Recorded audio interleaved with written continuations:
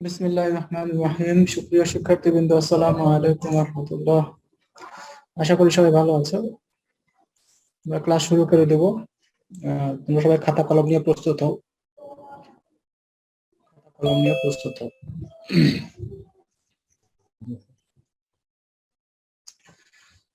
আচ্ছা, কালকে আমরা পিসিআর করেছিলাম এবং পিসিআর নিয়ে আমার মনে হয় তোমাদের এখন একটু কনফিউশন আছে যে রিয়েল টাইম পিসিআর কেন বলতেছে। রিয়েল টাইম পিসিআর কেন বলতেছে? হ্যাঁ, এইটা আমি তোমাদের বলি যে টাইমকে যদি আমি তিন ভাগে ভাগ করি, টাইম তো তিন ভাগে না, past time, present time, future time, এছাড়া তো আর কোনো সময় নাই। প্রেজেন্ট টাইমের আরেকটা নামই হচ্ছে রিয়েল টাইম। ঠিক আছে, প্রেজেন্ট টাইমের আরেকটা নামই হচ্ছে রিয়েল টাইম, মানে বর্তমান সময়ে যা ঘটতেছে সেটা যদি তুমি লাইভ করো, টেলিকাস্ট করো, সেটাকে আমরা রিয়েল টাইম বলতে পারি আর কি। ঠিক আছে, যেমন তোমাদের আমি দেখাই যে আজকে আমি সকালবেলা আমার গাড়িতে তেল নিচ্ছিলাম। তো তখন দেখো, এটা ভিডিওটা দেখো। যখনই তেল নেওয়া হচ্ছে তখনই কত লিটার এবং কত প্রাইস দুটোই উঠে যাচ্ছে। হ্যাঁ, এটাকেই বলতেছে রিয়েল টাইম। আচ্ছা, আচ্ছা। তো তুমি দেখতেছো যে যখনই তেল না হচ্ছে তখনই কত প্রাইস সেটা উঠে যাচ্ছে, এটাকে বলে রিয়েল টাইম। এটাকে তুমি বলতে পারো রিয়েল টাইম সেলিং। হ্যাঁ, রিয়েল টাইম সেলিং। তো যখনই পিসিআর সাইকেল গুলো চলে তখনই যে পিসিআরটা হয় সেটা তোমার রিয়েল টাইম সেলিং। হ্যাঁ, এখানে তোমার আরেকটা বিষয় হতে পারতো, ধরো এই জিনিসটা নাই, ওই ম্যাডামের ওটি আছে পনেরো তিনটায়, থাকবো না? হ্যাঁ, যাও, যাও, ওইখানে রাখো, দুটো এখানে রাখা ঠিক করে। হ্যাঁ, তো এখানে যদি এই সেলের ইয়াটা না থাকতো তাহলে এখানে 22.13, এই 22.13 কে পরবর্তীতে ক্যালকুলেটর দিয়ে 89.10 দিয়ে গুণ করতে হতো, গুণ করে এইটাই তো আসতো, তাই না?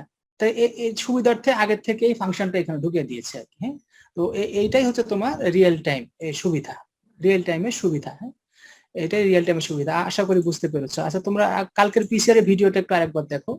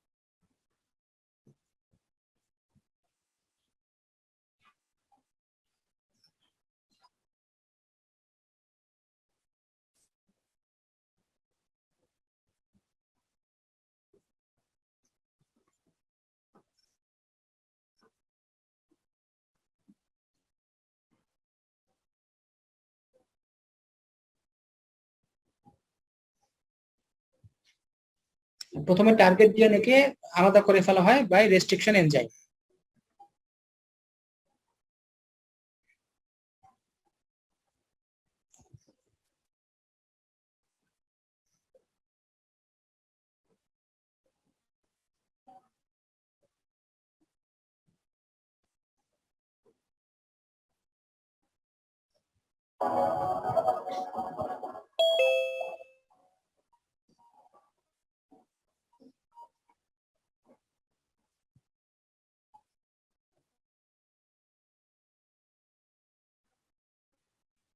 লাস্ট হিটে অপটিমাম টেম্পারেচার পেয়ে গেলে ও কাজ করা শুরু করে, এনজাইম কাজ করা শুরু করে দেয়। তখন সাইটোপ্লাজম থেকে বিভিন্ন সাইটোপ্লাজম কোথায় পাবো? এখানে এখানে এনটিপি গুলা ওই কিটের মধ্যে দেওয়া থাকে, ওগুলা সহায়তায় ইয়ে করা হয়। এটা হচ্ছে এক cycle. Second cycle number two, আবার হিটিং, দুটো দুটো ডিএনএ আবার চারটা টেমপ্লেট হয়ে গেল। আবার কুলিং করার পরে ইয়াগুলো প্রাইমার গুলো লেগে গেল। এবারে অপটিমাম টেম্পারেচার যখনই পেলো তখন আবার ডিএনএ পলিমারেজ কাজ করা শুরু করলো।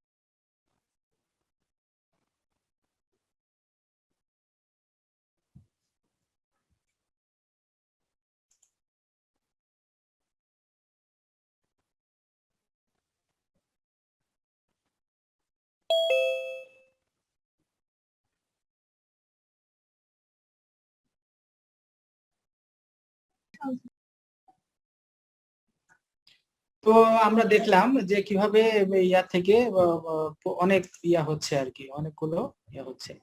তো তোমরা কাগজ কলম নিয়ে যেমন আমরা আবার পড়াশোনা শুরু করি।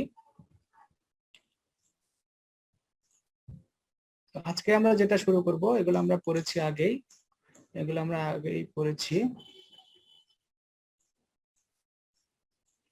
আজকে আমরা যেটা শুরু করব সেটা হচ্ছে advantages of PCR. Advantages of PCR.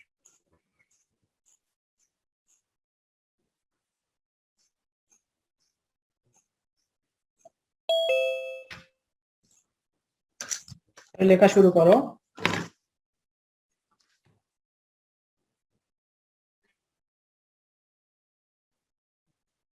Advantages of PCR.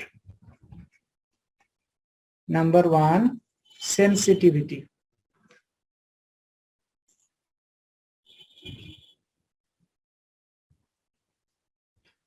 Number 1, sensitivity. Even a trace amount of target DNA can be amplified. সামান্য একটুখানি ডিএনএ পেলেই সেটাকে আমরা অ্যামপ্লিফাই করতে পারি পিসিআর এর মাধ্যমে। Number 2, র্যাপিডিটি। very fast.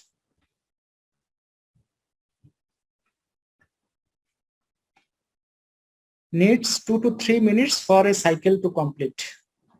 Needs 2 to 3 minutes for a cycle to complete. Number 3 advantage is simplicity.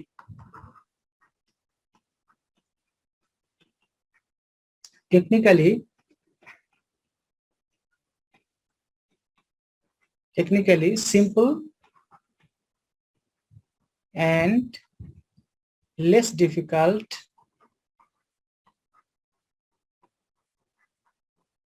than biological cloning. 4 number, cost effective.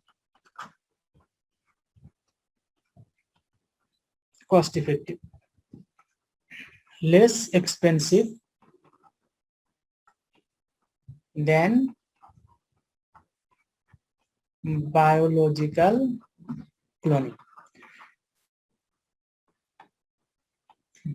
ঠিক আছে?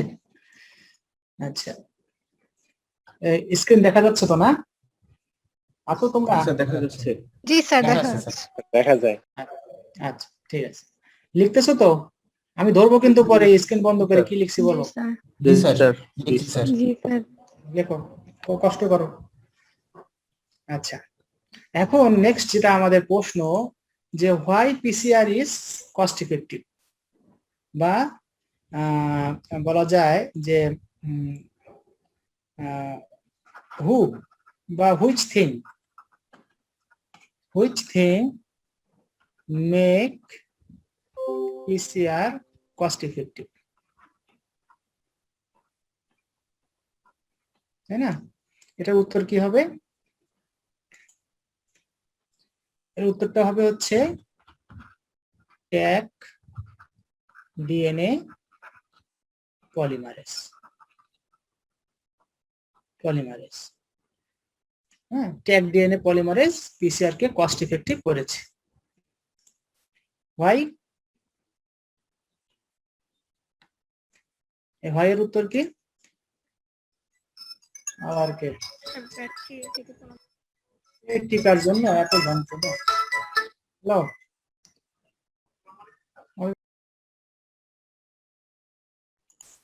আচ্ছা, কেন? বিকজ বলেন যাই। Because this is a thermostable enzyme। হ্যাঁ, নর্মাল এনজাইম যখনই আমরা জানি যে ওই যে এরকম একটা গ্রাফ ছিল, তাই না? এরকম একটা গ্রাফ ছিল ইয়াতে, তোমরা পড়েছিলে এরকম একটা গ্রাফ ছিল যে এরকম তোমার এনজাইম, এখানে তোমার থাকে তোমার এই যে টেম্পারেচার, ওয়াই অ্যাক্সিসে টেম্পারেচার থাকে, আর এদিকে থাকে হচ্ছে তোমার এনজাইম অ্যাক্টিভিটি। এখানে আমরা দেখেছি যে একটা লেভেলে ওঠার পরে এরকম আবার কমে যায়, তাই না? এবং যেই লেভেলে সর্বোচ্চ যেই টেম্পারেচারে সর্বোচ্চ অ্যাক্টিভিটি থাকে এটাকে আমরা বলি অপটিমাম টেম্পারেচার।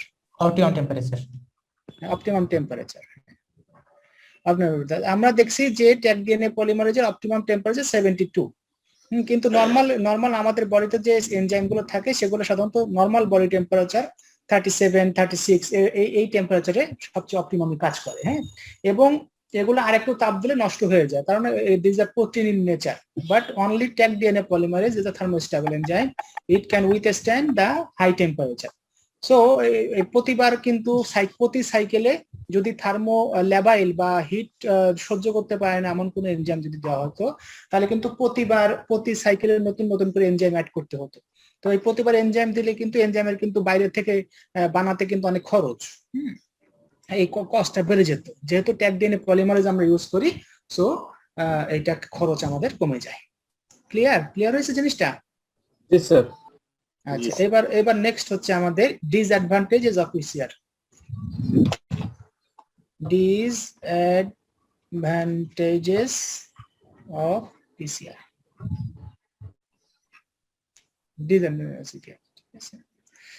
এক নম্বর হচ্ছে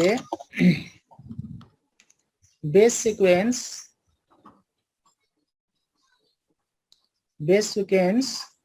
of the flanking region of target DNA must be known to construct primer. ধরো তোমার একটা ডিএনএ, তাই না? এটা একটা পুরা ডিএনএ। এখানে তোমার ঠিক ধরো তোমার এই জায়গায় একটা জিন আছে, হ্যাঁ, এইখানে একটা জিন আছে। তো এই জিনটাকে আমি অ্যাম্পলিফাই করতে চাই। Suppose this is our target DNA. এটাকে আমরা রেস্ট্রিকশন এনজাইম দিয়ে এখানে কেটে এভাবে আলাদা করে নিয়ে আসা হয়। এটা আছে তোমার এইখান থেকে আমরা এইটা রেস্ট্রিকশন এনজাইম দিয়ে এইটা আনছে। হ্যাঁ, এখন কি হবে? এখন এই জিনের তো এই যে অংশটা আর এই যে অংশটা, এগুলোকে আমরা বলি ফ্লাঙ্ক। আমাদের এই যে তোমার তুমি অ্যানাটমিক্যাল পজিশনে দাঁড়ালে তোমার এলবো গুলা তোমার যে দুই পাশে লাগতেছে এটাকে কিন্তু ফ্লাঙ্ক বলে, FLANK, ফ্লাঙ্ক, দুই পার্শ্ব। সেরকম এই জিনের এই পার্শ্ব এবং এই পার্শ্ব, এই দুটোকে আমরা বলতেছি ফ্লাঙ্কিং রিজিয়ন। এই দুটো জায়গাকে আমরা বলতেছি ফ্লাঙ্কিং রিজিয়ন। ঠিক আছে?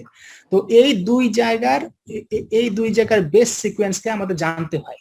এবং এই ধরো এইখানে বেস সিকোয়েন্স হচ্ছে তোমার TACG সাপোজ। এখানে যদি এটা থাকে তাহলে এর কমপ্লিমেন্টারি করে একটা প্রাইমার বানাতে হয়। তাহলে প্রাইমারটা হবে কি? প্রাইমারটা হবে এরকম, এখানে থাকবে ATGC কমপ্লিমেন্টারি। আমরা জানি A always T, C always G, এরকম এই কমপ্লিমেন্টারি, এইটা হচ্ছে প্রাইমার। তো এইটা জানা থাকলে এর অপোজিট করে ওই প্রাইমার বানাতে হয়। সেই জন্য বলছে যে base sequence of the flanking region must be known না থাকলে তুমি প্রাইমারকে আমরা কনস্ট্রাক্ট করতে পারি না। বুঝা গেছে? জি স্যার, বুঝতে পারছি। Next, only a small target DNA,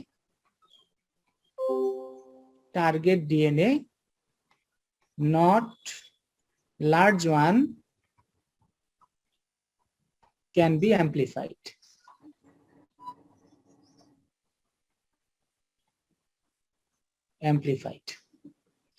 Number 3, inaccuracy.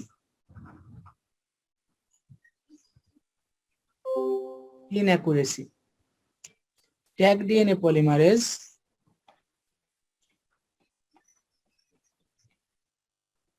polymerase has no proofreading activity, and so there is chance of error. আচ্ছা, লাস্ট হচ্ছে তোমার false positive.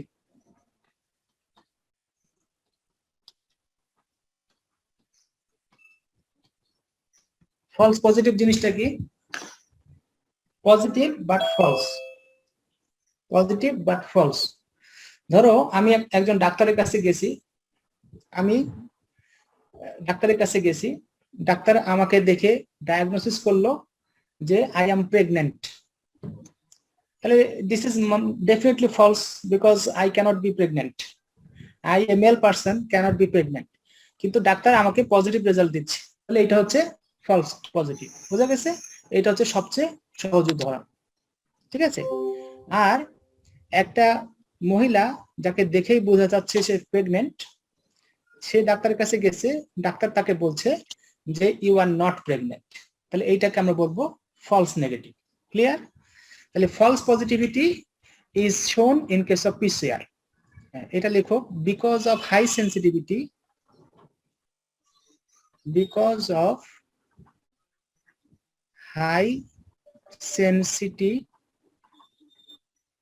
sensitivity, very small contamination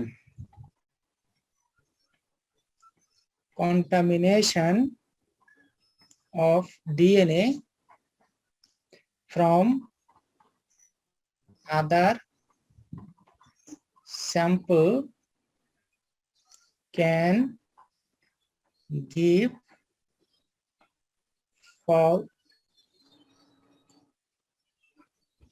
false positive result. ঠিক আছে? এখানে এইটার মানে কি, যে যেহেতু আমরা জানি যে PCR is very much sensitive, হ্যাঁ, এই সামান্য কিছু নিলেই সে অ্যামপ্লিফাই করে ফেলে। এখন ধরো ল্যাবে তোমার এইভাবে 1000টা স্যাম্পল আসছে, 1000টা না, ধরো তোমার 50টা স্যাম্পল আসছে, 50টা স্যাম্পল আসছে। এখানে যে কাঠির মধ্যে স্যাম্পল নেয় না, এই যে কাঠির মধ্যে স্যাম্পল নেয়, পরে তো এটাকে এক্সট্রাক্ট করে, বুঝছো? এটাকে এক্সট্রাকশন রুমে নিয়ে যে কাঠিটা বের করে একটা সলিউশনের মধ্যে দেয়, সলিউশনে দেওয়ার পরে ওই কাঠির মধ্যে যদি কোনো, তোমরা তো অনেকে হয়তো স্যাম্পল দিয়েছো, একটা কটন বারের মতো একটা জিনিস নাকের মধ্যে বা গলায় গুঁতো মারে, তাই না? তারপরে তোমার এইটা একটা দেখবো একটা টেস্ট টিউবের মধ্যে রেখে দেয়, তাই না? তো ওইটাকে একটা সলিউশনে ডোবানোর পরে কি হয়, ওর মধ্যে যা যা থাকে সবই সলিউশনের মধ্যে চলে আসে। এই সলিউশনের মধ্যে এইটার মধ্যে যা যা আসছে থাকে সবই চলে আসে। তো এরকম যতগুলা ততগুলা তোমার এরকম তৈরি করে, যতগুলা স্যাম্পল ততগুলা তৈরি করে, ঠিক আছে? তৈরি করে। এখন এইটা করে হচ্ছে একটা জায়গায়, একটা বড় একটা আমাদের বাসায় যেমন মিড সেফ থাকে যেখানে খাওয়া দাওয়া রাখা হয়, এরকম এক প্রকোষ্ঠ বিশিষ্ট একটা মিড সেফ, এইখানে তোমার এগুলো করে। এবং এখানে তোমার স্পেশাল নেগেটিভ সাকশন থাকে যাতে কন্টামিনেশন না হয়। কন্টামিনেশন মানে কি? দূষিত হয়ে যাওয়া, হ্যাঁ, দূষিত হয়ে যাওয়া।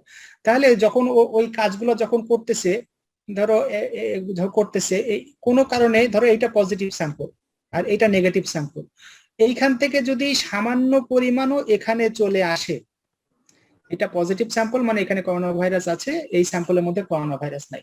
যদি কোনো কারণে মাইক্রো অ্যামাউন্টও যদি এখানে চলে আসে, কোনো কারণে অসাবধানতার জন্য বলো বা সেই বায়োসেফটি ক্যামেরও যদি কোনো সমস্যা বলো, তাহলে কিন্তু এইটা কিন্তু actually negative, but due to contamination it may become positive. সামান্য পরিমাণে আসছে, কিন্তু পিসিআর তো খুব সেন্সিটিভ, ওই সামান্য পরিমাণকে সে অ্যামপ্লিফাই করে ফেলছে, করে পজিটিভ রেজাল্ট দিয়ে দিবে। কথা কি বোঝা গেছে? So PCR has a disadvantage of have false positivity. বুঝতে পারছো? না বুঝতে পারলে বলো। জি স্যার, বুঝছি। আচ্ছা, নেক্সট আমাদের ভেরি মাচ ইম্পর্টেন্ট এর পরীক্ষায় প্রায় আসে, what are the uses of PCR.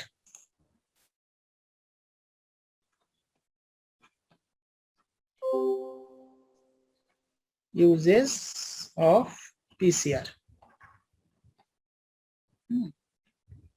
Pieces of PCR. 1 number, diagnosis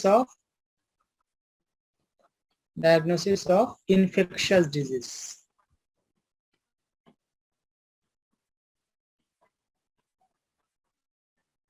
infectious disease যেমন করোনা বা Covid is an infectious disease, যেটা ইনফেকশন করে, ইনফেকশন করে। তারপরে তোমার মানে না, ভুল বললাম আমি, এটা তোমার এটাকে বলে হচ্ছে তোমার কি জানি বলে ডিজিজটাকে, যেটা ছড়ায় আর কি, কন্টাজিয়াস, সরি, একটা আছে তোমার কন্টাজিয়াস ডিজিজ, কন্টাজিয়াস ডিজিজ, ঠিক আছে, যেমন তোমার Covid.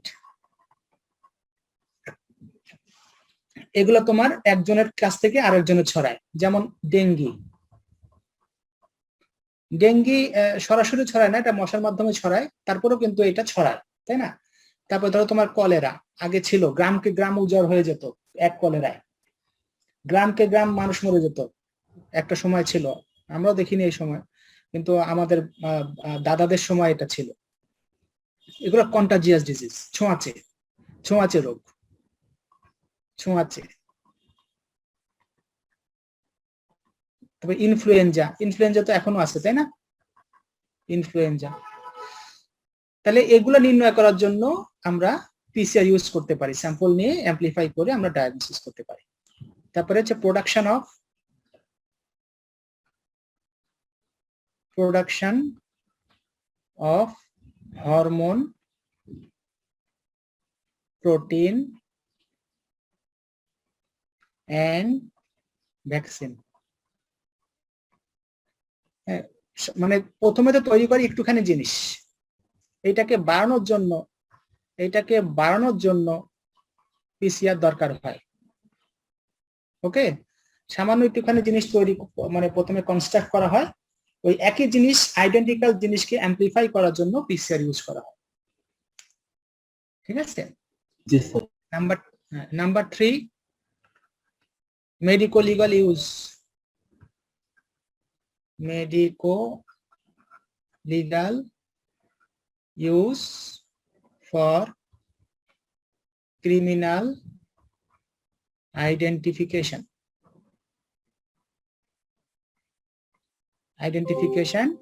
and paternity testing.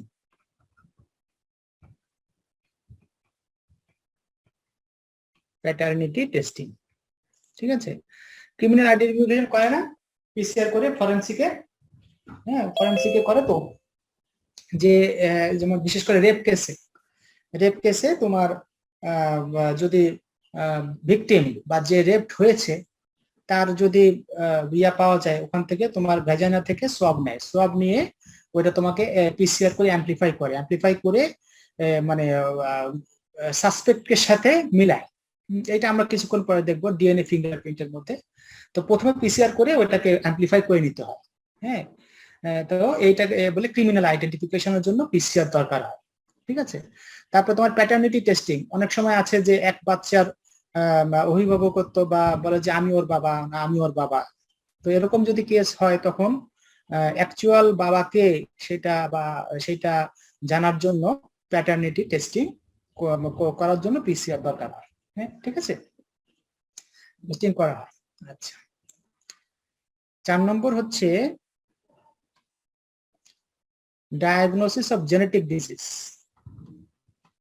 Diagnosis of genetic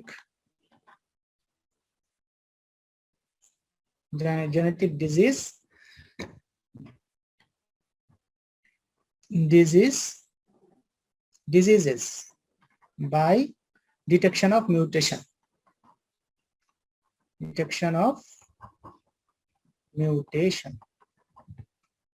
5 number, cancer detection. cancer detection by detecting mutation in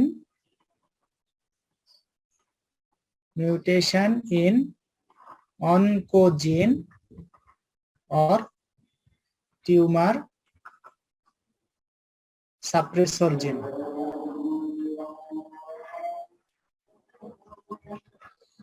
ছয় নম্বর, tissue typing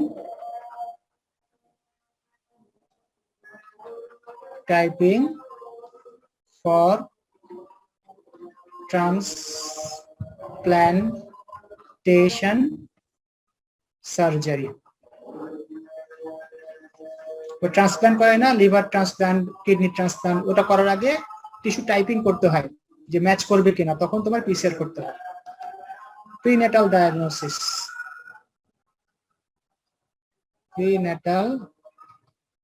diagnosis of genetic disease.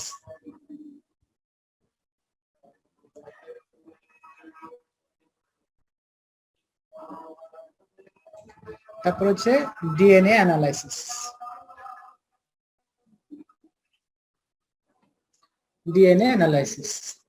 ঠিক আছে, এই সব কিছুর জন্য পিসিআর দরকার হয়। ঠিক আছে, প্রিনেটাল ডায়াগনোসিস মানে কি? জন্মের পূর্বে ডায়াগনোসিস। ধরো একটা মহিলার আগে একটা বাচ্চা অ্যাবর্শন হয়ে গেছে, 30 সপ্তাহ, 31 সপ্তাহ, 40 সপ্তাহ তো প্রেগন্যান্সি কমপ্লিট হয়, 30 সপ্তাহ 31 সপ্তাহে প্রেগন্যান্সি টার্মিনেশন হয়ে যায়, বাচ্চা মরে যায় পেটের মধ্যে। তো হয়তো সেই বাচ্চার কোনো জেনেটিক ডিজিজ ছিল, সেজন্য সে মারা গেছে। তো সেটা জানার জন্য কি করে, তোমার এই যে প্রেগনেন্ট ওম্যান, সে this is a pregnant woman, this is the foetus. আমরা জানি যে ইউটেরাসের মধ্যে ফিটাস, এখানে অ্যামনিওটিক ফ্লুইড থাকে না? অ্যামনিওটিক ফ্লুইড থাকে, আর অ্যামনিওটিক ফ্লুইডের মধ্যে বাচ্চা পেশাব করে, পায়খানা করে, সাধারণত পেশাব করে, তারপরে তার স্কিনের মিউকাস এখানে শেডিং হয়, বাচ্চার ফিটাসের মিউকাস এখানে শেডিং হয়। তার মানে কি, এই যে লাল লাল গুলো, এগুলো হচ্ছে ফিটাসের অংশ, মায়ের অংশ না। এবং এই লাল বা ফিটাসের অংশের মধ্যে ফিটাসের সেল থাকে, এই সেলের মধ্যে জিনের মধ্যে যদি কোনো সমস্যা থাকে সেটাকে আমরা আইডেন্টিফাই করতে পারি। তাহলে কি করে, বাইরে থেকে একটা নিডল ঢুকায় দেয়, একটা ইনজেকশন ঢুকায় দেয়, ইনজেকশন ঢুকায় এই ফ্লুইডটা কালেক্ট করে, ঠিক আছে। এখন এই ধরো তোমার 10 ml ফ্লুইড নিছে, 10 মিলিলিটার, এর মধ্যে এই বাচ্চার অংশগুলো থাকে, সামান্য কিছু অংশ থাকে। তো এইটাকে পিসিআর করা হয়, পিসিআর করে তোমার এগুলাকে অ্যাম্পলিফাই করা হয়। এই 3টা থেকে অনেকগুলা ধরো অ্যাম্পলিফাই করে অনেকগুলো বাচ্চার সেল বা জিন, এগুলাকে অ্যাম্পলিফাই করে অ্যানালাইসিস করে বোঝা যায় যে এই বাচ্চাটা নর্মাল বাচ্চার মতোই নাকি কোনো সমস্যা আছে। বোঝা গেছে? এইভাবে তোমরা জন্মের আগেই আমরা ডায়াগনোসিস করতে পারি with the help of PCR. Okay, জি স্যার। ও ঠিক আছে, তাহলে আজকে পর্যন্ত থাক, আমরা কালকে বসবো আবার ইনশাল্লাহ 12টার সময়। হ্যাঁ, কালকে 12টার সময় আমাদের ক্লাস আছে। কয়টার সময় ক্লাস আছে কালকে জানো? Time every sir. কোথা থেকে? স্যার অনকোজিন কি, এটা ভুলে গেছে আর কি বলা যায়। 10টায় লেকচার ক্লাস আপনার। হ্যাঁ, কালকে 10টায় স্যার আপনার লেকচার ক্লাস। 10টায় আছে না? 12টায় আমাদের ক্লাস নাই, নিতে পারেন স্যার। হ্যাঁ, 12টায় আমাদের কোনো ক্লাস নাই স্যার। স্যার 12টায় ক্লাস না থাকলে 12টায় নিয়ে আমি একটু মেডিকেলে যেতে হবে, তো এসে তারপরে ক্লাস করবেন। হ্যাঁ, আচ্ছা, অনকোজিন, দ্য জিন which is responsible for cancer. এক কথায়, যা জিন নরমাল জিন থাকে, নরমাল মানুষের জিন, ধরো এটা একটা জিন, হ্যাঁ, এটা একটা জিন, এটার এই জায়গায় মিউটেশন হয়ে গেছে। মিউটেশন হয়ে যাওয়ার পরে দিস নরমাল জিন has become oncogene and it will ultimately cause cancer. ঠিক আছে, নরমাল জিনের মিউটেশন হয়ে অনকোজিন হয়ে যায়, অনকোজিন আলটিমেটলি ক্যান্সার করতে পারে। এটা অনেক মাইক্রো লেভেলের পড়াশোনা, জাস্ট জেনে রাখো যে নর্মাল জিনের মিউটেশন হলে it can be converted to oncogene and that oncogene may cause cancer. Clear? এই তো ঠিক আছে, তাহলে আমরা আজকে শেষ করি। তোমরা ওই এবিসি পড়বে, Yes, sir. ইয়ার ছবিগুলো দেখবে লিপিন কটের, আর আমার লেকচার শুনবে। আমি এগুলো আপলোড করে দিব না, ঠিক আছে? তারপরে আবার কালকে Yes, sir. দুপুর 12টার সময় ইনশাল্লাহ বসে শেষ করে দেবো ইনশাল্লাহ। ঠিক আছে? তো ঠিক আছে সবাই।